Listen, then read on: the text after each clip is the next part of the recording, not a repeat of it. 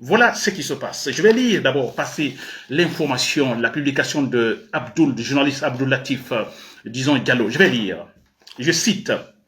Alors, vous l'avez lu également, cette publication. Il dit, la tension monte donc au sein du groupement des forces spéciales. Un risque d'affrontement n'est pas à exclure. Les éléments de l'unité Cobra réclament la libération de leur commandant Kilo. Fin de citation. Voilà, ça c'est la publication de Abdul Latif donc Diallo que nous pouvons lire maintenant sur les réseaux sociaux, chers compteurs guinéens. Alors, je pense que c'est très important. Donc, si vous avez compris cette publication, c'est que Kilo est arrêté, n'est-ce pas?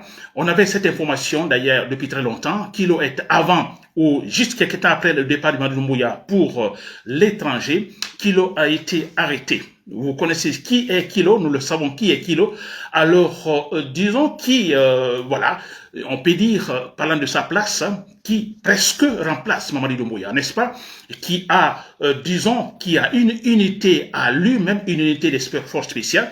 Donc, disons, c'est un homme bien branché là, donc dans le groupement des forces spéciales. Alors, cet homme est arrêté, n'est-ce pas? Il est arrêté parce que sûrement on le soupçonne, disons, d'avoir des tendances, vous comprenez, putschistes, donc cherchant à renverser Mamadi Doumbouya. Voilà, chers compatriotes guinéens, je le dis à tout moment, je le dis, chers soldats, vous qui m'écoutez, alors la Guinée n'a jamais été aussi mal depuis notre indépendance. Jamais. La Guinée, jamais désastreuse, jamais ça a été ainsi. N'est-ce pas? Alors, tout est foutu. Et c'est pourquoi d'ailleurs, nous avons reproché, alors, l'imam Mamadou Saliou Kamara, on donc le reproche parce que tout simplement, quand il dit il n'y a pas la guerre, il n'y a absolument rien, il faisait référence à ce qui se passe actuellement, n'est-ce pas, dans les coulisses de la présidence au niveau des forces spéciales. C'est pourquoi nous disons qu'il fait de la politique, qu'il se taise s'il ne peut pas en fait donner des conseils à Mamadi Doumbouya de respecter la loi, d'appliquer la loi et surtout de libérer donc les prisonniers politiques. C'est pourquoi nous demandons qu'il se taise. N'est-ce pas? Son discours, c'était par rapport à ce qui se trame maintenant, chers compatriotes guinéens. Très bien. Alors, vous l'avez compris, chers compatriotes guinéens, Kilo est donc, disons, attaché, même il a été attaché, actuellement on pense qu'il est dans une prison vers Kassa, c'est vrai. Et ces éléments, donc, qui protestent et également qui réclament sa libération. Et c'est pourquoi on parle de risque, donc, d'affrontement, donc, entre les forces spéciales. C'est bien parti. Moi, je pense que les dés sont jetés, donc le serpent c'est la tête n'est pas là, Mamadi Doumbouya n'est pas là. Alors, encore, ça pourrait être beaucoup plus facile, chers compatriotes guinéens. Alors, ceux-là qui, en fait, détiennent Kilo, alors relâchez-les, je ne jette pas des fleurs sur Kilo. N'est-ce pas? Nous savons ce qu'il a fait, Kilo, n'est-ce pas? Mais écoutez, le militaire, c'est aussi l'ordre.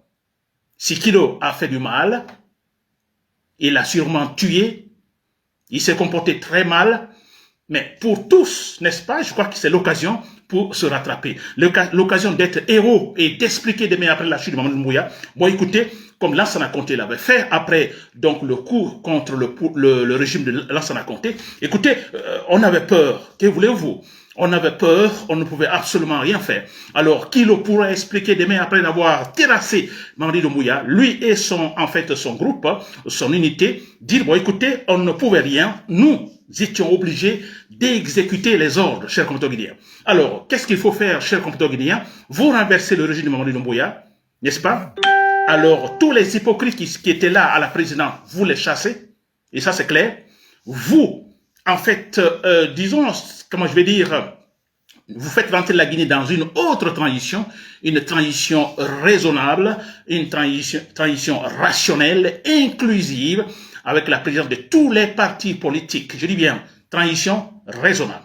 Pas plus de 3 années, n'est-ce pas? Ou pas plus de 4 années. Alors, il est question de doter la Guinée d'une véritable structure politique, comme ça a été le cas au Ghana avec Général Rawlings, chers compatriotes guinéens. Tout est possible, s'il vous plaît. La Guinée, c'est foutu actuellement, totalement foutu. Amara Kamara n'est pas un problème. C'est un gendarme de formation, Amara Kamara.